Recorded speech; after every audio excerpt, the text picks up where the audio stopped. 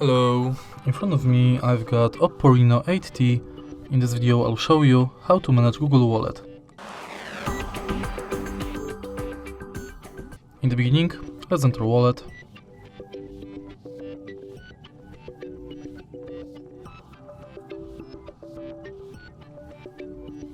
And as you can see right here, we have to tap View Wallet to explore the homepage of the app.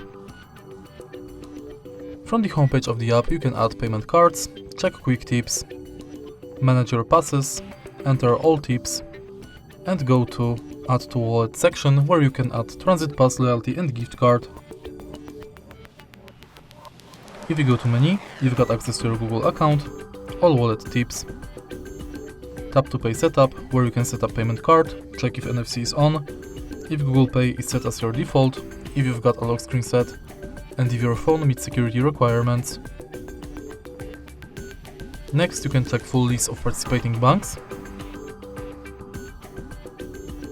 Check Password Manager.